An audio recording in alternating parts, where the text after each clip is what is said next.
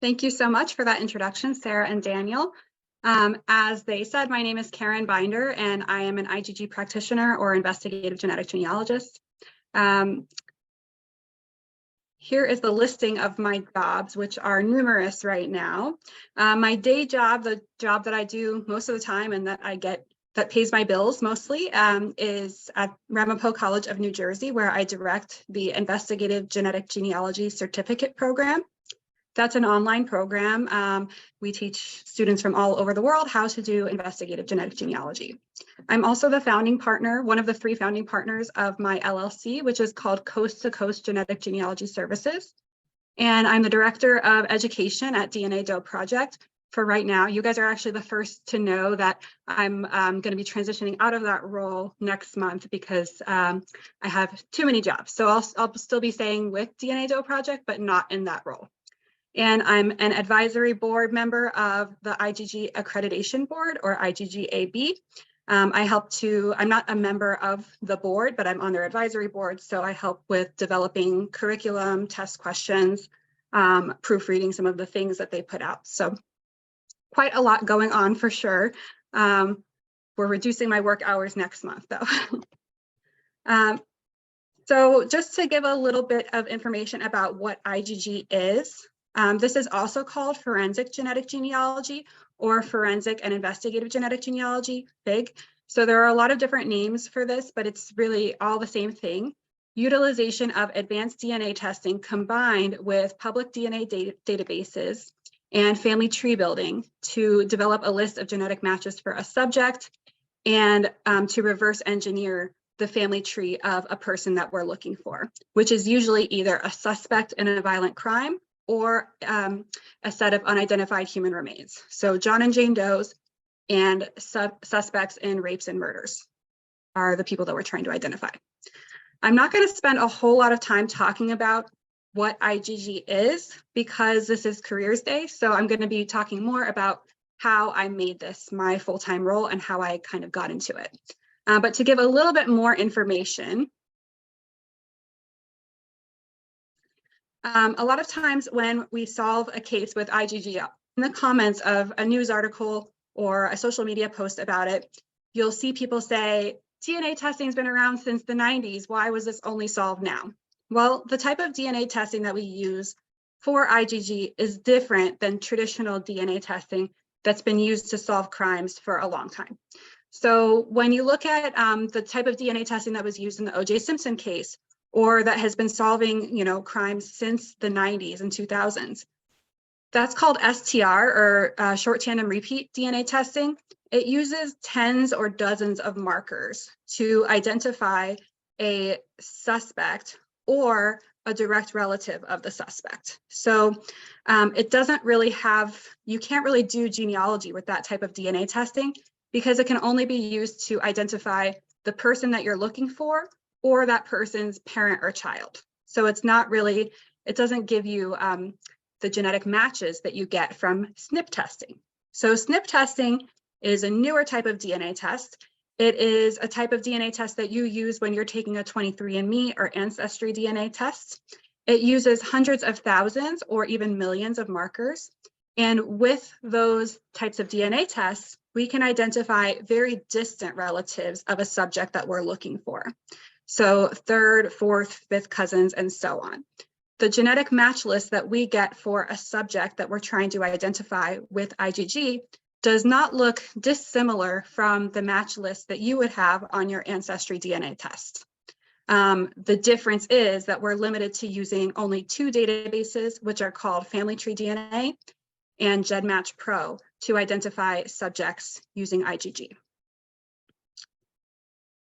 So a couple of the differences between genetic genealogy and investigative genetic genealogy I've outlined here. There are really lots and lots of differences, but these are the ones that came to my mind immediately.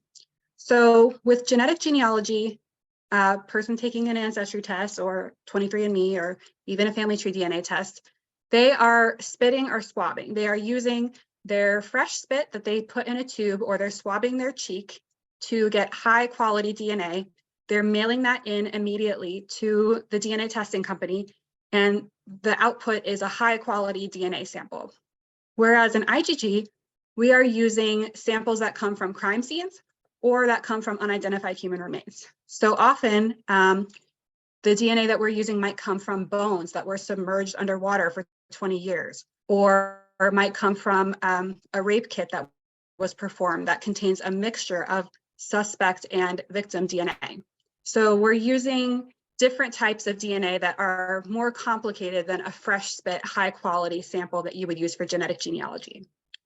Also in genetic genealogy, you can contact genetic matches and matches of matches. So if you're helping out an adoptee and you want to take a look at their match list and write to some of those people to find out how they might be related to your adoptee, you can do that. It's pretty low stakes. In IgG, you have to be really concerned about privacy because you don't want to tip off a suspect in a violent crime that you're looking for them. So very rarely would we ever contact genetic matches of a suspect or a subject that we're looking for. And like I said, it's lower stakes to perform genetic genealogy. The worst case scenario is probably emotional distress of the individuals that you're contacting or impacting with your research. So, and I don't want to trivialize that because, my mom is adopted. I've seen how distressing it can be to an adoptee to participate in their search for their birth parents, and how it can impact the birth family as well and the adoptive family. So I'm not trying to trivialize how impactful that is because it is really important and it still is high stakes, but it is lower stakes than an IgG investigation where you have to worry about a person's going to be arrested for this perhaps, they might be convicted, this might go to court, you might have to defend your work in court. So there's really a lot of care involved in this work. With that comes careful documentation and privacy of trees and documentation. So making sure that your trees that you're building are private and unsearchable is a really important piece. Documenting your work so that you can look back on it if this case goes to trial years later. It's really, really important to have good documentation. Of course, I would argue that that's important in genetic genealogy as well, or even traditional genealogy, but it's really, really high stakes in IgG. IgG also involves communication with law enforcement, which is an important aspect of it too. You're communicating with law enforcement agencies, coroner's offices, medical examiner's offices, police detectives, all of the above. So learning how to perform that communication and to communicate professionally and in a way that you'd be okay with a defense attorney reading it later on, all of that is really important. Finally, as far as I'm aware, there are no laws restricting practice of genetic genealogy in the United States. So if I live here in New York, I can help an adoptee in any state in the United States, and I don't have to worry about what will happen to me as a result of assisting them. In IgG, there are laws in different states that pertain to the practice of IgG. One example is the state of New York. You cannot really because there are restrictions on the labs that can be used for IgG, you really can't, there's a lot of restrictions to practicing IgG in the state of New York on New York cases. Thankfully, I live in New York, I can still practice on cases in other states. So those are just a few of the differences that came to mind, but I'm sure there are many more that perhaps we can talk about during Q&A time. So I just wanted to show what my education is. None of this really pertains to what I do in most ways, but I share this with everybody now because I used to be very ashamed that I'm a GED holder. I dropped out of high school, I did not finish, and I ended up getting a high school equivalency diploma or GED. At that time, I really thought my life was over because I didn't finish high school. But as you can see, I'm thriving, healing, we're doing okay now. So I do like to share that now because I just want to share with other people that just because you didn't have a traditional upbringing or a traditional education, that doesn't mean that you have to limit yourself in what you can do later on. So after I got my GED, I earned an Associate of Applied Science in Nursing. That is the job that first got me into the workforce, and I'm incredibly proud of the work that I did in healthcare for over 12 years. I earned a Bachelor of Science in Nursing later on, and then I earned a Master of Science degree in nurse midwifery. So most of my years of work were spent really probably in the ER was most of the time. I spent a good 7 to 8 years in the emergency room, became certified in emergency nursing and trauma nursing. Later on, I became a nurse educator, and so I received certification in nursing professional development, and I learned how to teach lots of different things like team steps and crisis prevention and intervention. And we're going to talk about later how some of these same skills I use now in my IGG career, but I just want to show that I don't have any degrees that qualify me to perform IGG. My performance of IGG came from other life skills, which I will share next. So this is a picture of where my mother was born. This is the Evangeline Booth Home and Hospital in Richmond, Virginia. In the 1940s and 1950s, actually really earlier than that, from the 20s through the 60s, this was a place where women could give birth and put their babies up for adoption, typically. This was an unwed mother's home. So my grandmother, my biological grandmother, she gave birth in this home. She lived a few hours outside of Richmond, and this is where her parents sent her to give birth. She gave up my mom for adoption at just a few weeks old, and then my mom lived in an orphanage until she was almost 1, and she was adopted by her parents who lived in Arlington, Virginia. So this is the home back then, around the time my mom was born, and on the right is what it looks like now. Sadly, it was abandoned. So I was hoping that somebody will buy it eventually and turn it into a museum. But this is the mystery that I kind of grew up with. I knew that my mom was adopted. I always wondered who her parents were, who my grandparents were, and I wanted to solve this mystery from the time I was a little kid. On the right is my mom as a baby around the time that she was adopted, and on the left are my adoptive grandparents. That's them at their home in Chicago, and they were older parents. So when I was born, my grandfather had already died, and then my grandmother died. My adoptive grandmother died when I was 2 or 3.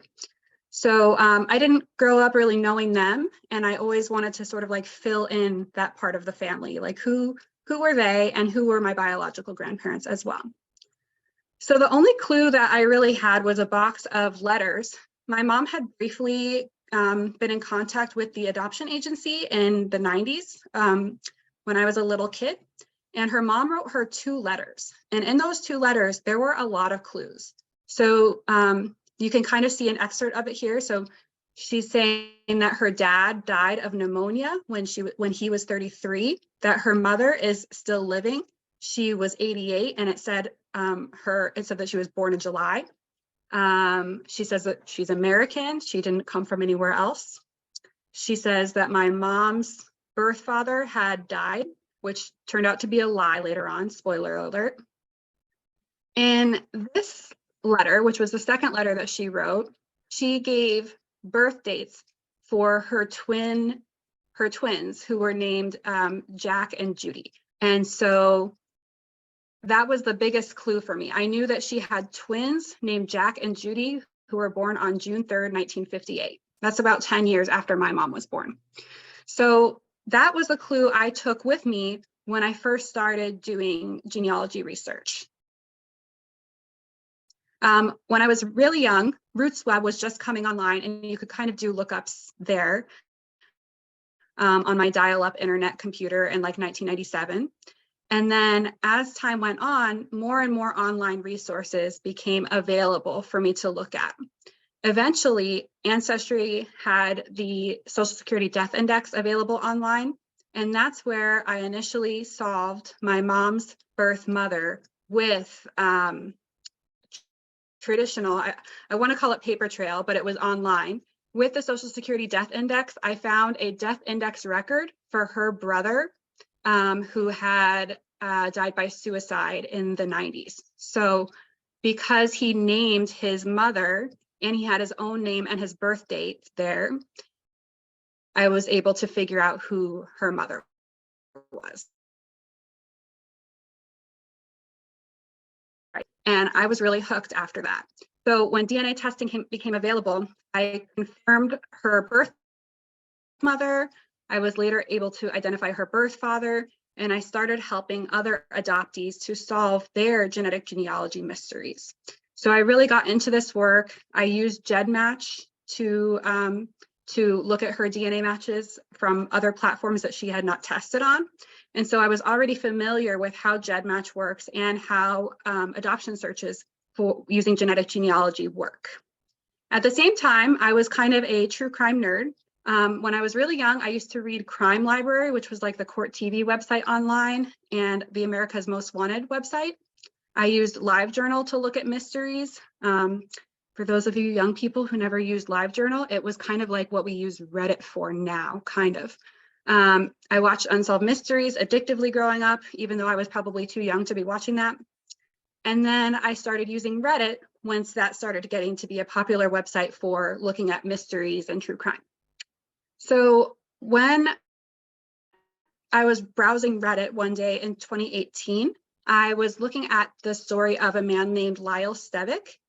He was an unidentified John Doe who had taken his life by suicide in 2001 and was still unidentified.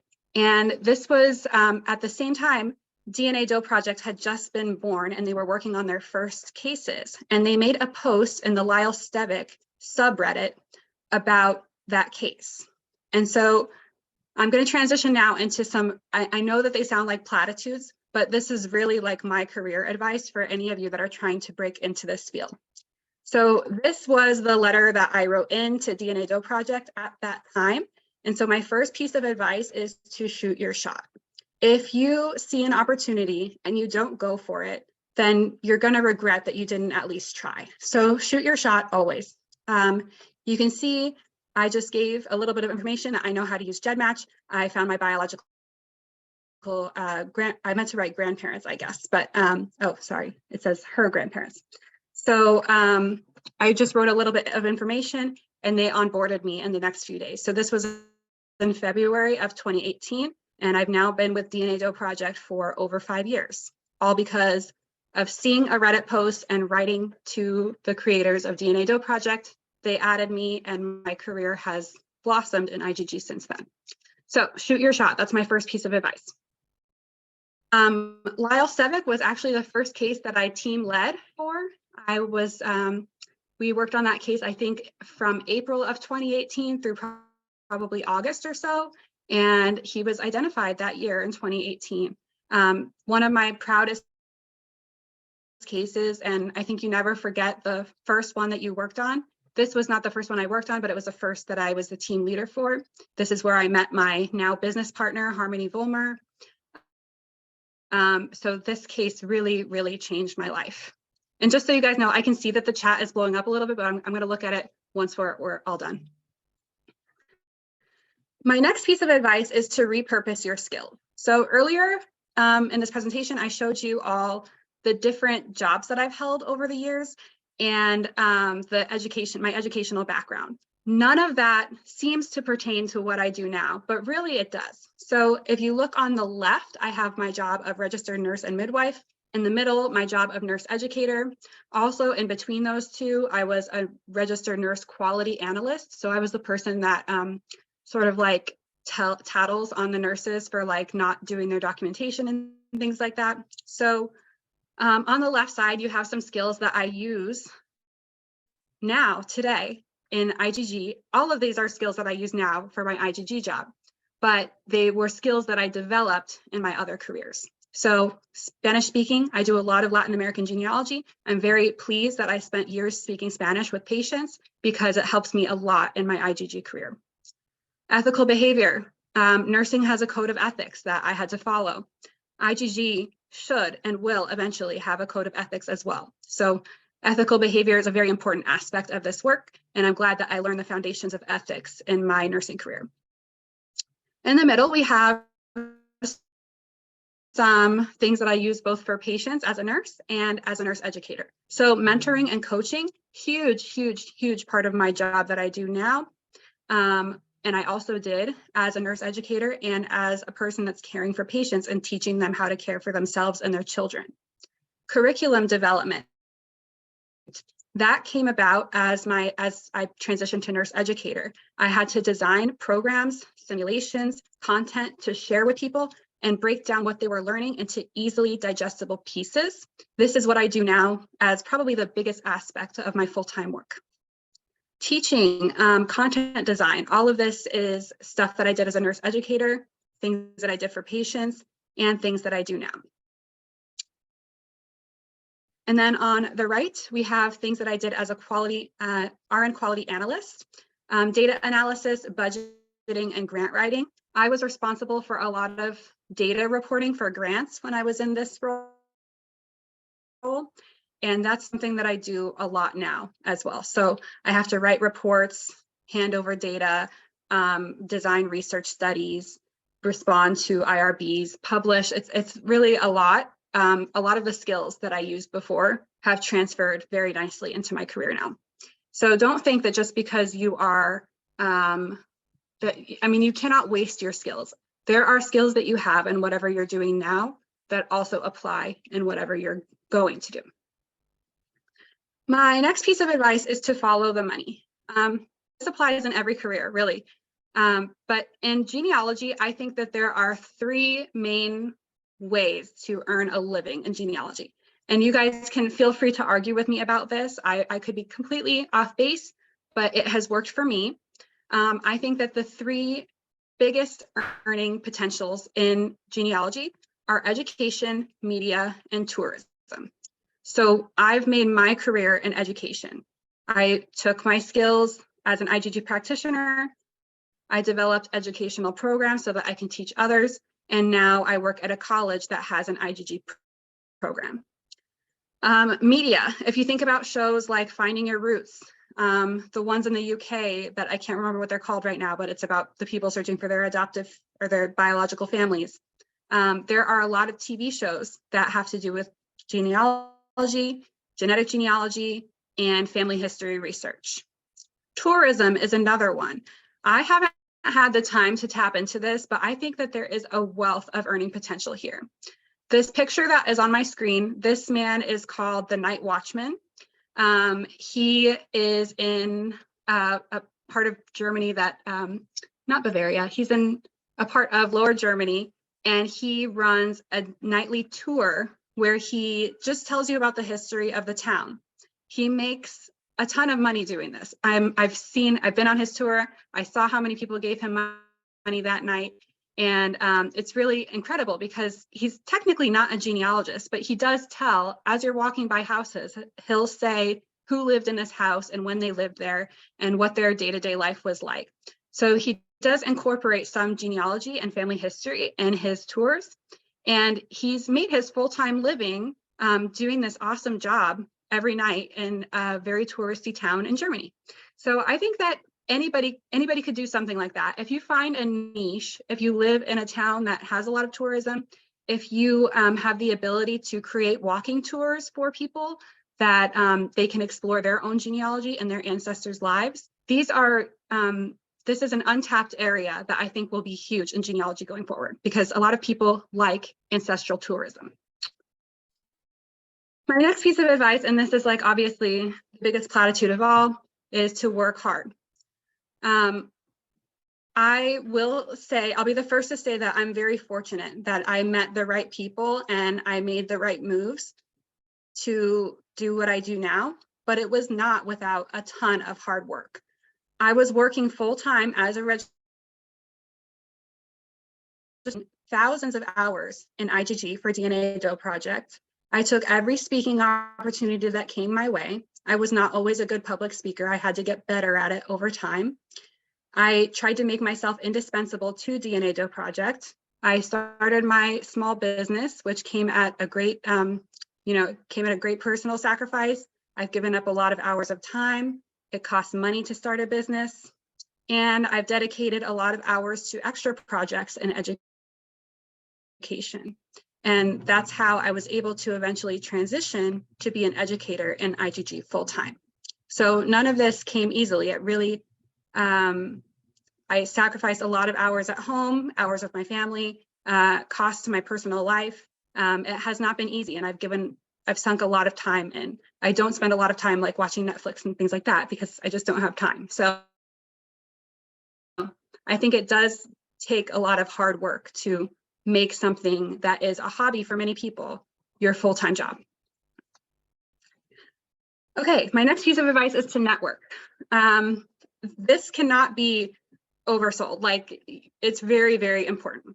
So on the left side, this is me with Claire Glynn, Dr. Claire Glynn, who is the director of the Forensic Genetic Genealogy program at University of New Haven, and also my friend Wendy McLean, who is the practitioner in residence at University of New Haven's FGG program.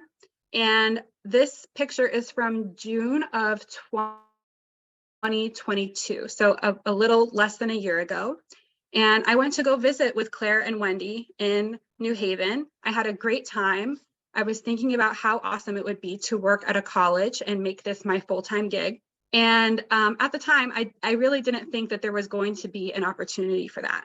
But I was certainly thinking about it, and I was in the process of developing educational programs at DNA Project.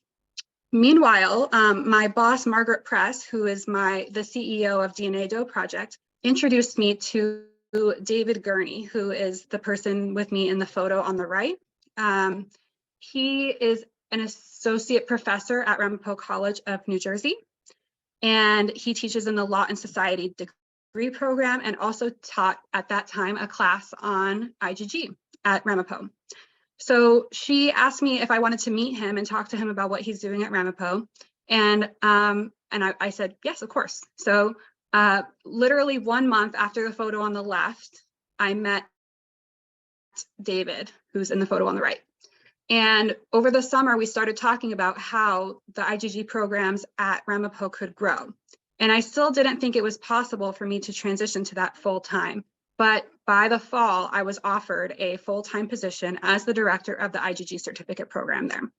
So without my network, that would not have happened. I had to know people and be introduced to people in order for me to make that leap. So putting yourself out there, having a network of people that you're talking to about this, and honestly making it known that that's what you want to do is really, really important. There's a person that I'm aware of that has just gotten a new opportunity in IgG.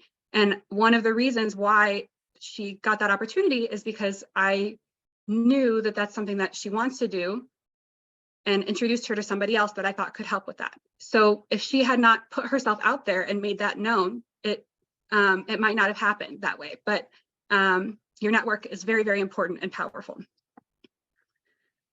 This is what I've been up to lately. So as I mentioned, I met David Gurney in July. And then we started working together over the summer, sort of. Like, I wasn't officially working there, but I was putting in a ton of hours into what would become the Investigative Genetic Genealogy Center at Ramapo College of New Jersey. So now what we do there is we have programs, educational programs. We teach one in-person class and one online class in IgG.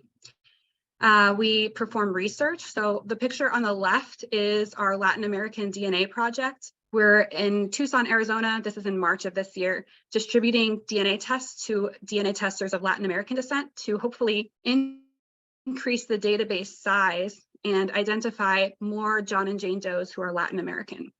So we do education, research, and casework. So on the right is me with Dr. Bruce Anderson from Pima County Medical Examiner's Office.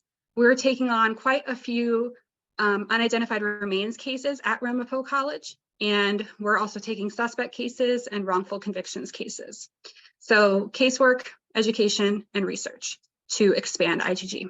So all of that came in from nothing. Last year, at this time, this was not a thing, and now we have all of these different programs going on there. So again, highly encourage you to work hard, put yourself out there, network, shoot your shot. I thought I would share what a day in the life looks like for me, because I know that when I first pictured what I might be doing at Ramapo, I really thought that I will be performing IGG full-time. Like I'll just sit there at my computer all day and I'll build family trees and identify people. And that's really not what my day looks like at all. I would say that a very small amount of my time is actually spent performing IGG. I would love for it to be more, but there's just too much stuff to do. So this is kind of what a day in the life for me looks like. I always start out in the day with emails. I get to work around 8 o'clock, and then my goal for the morning is to get my inbox below 50 new emails, or below 50 emails total. So I want to clear enough emails out that I only have less than 50 left to respond to. So that's how I start my day. That usually is between 8 and like 11 a.m. Sometimes I'm doing emails for that long. And then program planning. Sometimes I'll have a class in the evening that I'm getting ready to teach. We're holding a conference at Ramapo College this summer. It's going to be July 28th through 30th. So I'm spending quite a lot of time planning who's going to be speaking at that conference, which rooms we're going to use, things that are like very silly outside, which dorms will people stay in? All those questions have to be, answered. And so that takes up quite a bit of time as well. Planning our travel. We have, we're traveling almost every other month this whole year. As I mentioned, we had the Latin American DNA project in Tucson. We just attended a conference in Phoenix last week. We have another conference that we're speaking at coming up in May. And we have some more visits and conferences that we have to speak at in the fall. So pretty much every month we have things going on that we have to plan for and develop curriculum for. And then scholarship is very important as well. So we're putting out research and publications to try to keep pushing the envelope of what IGG can do. Finally, case management. This is a huge time suck for me. Documenting different things for cases, adding students and volunteers to resources and removing them when they're not supposed to be on them anymore, assessing the progress of cases that students are working on, writing reports and editing them, performing outreach to new agencies, which I don't have to do a lot anymore, but occasionally I do.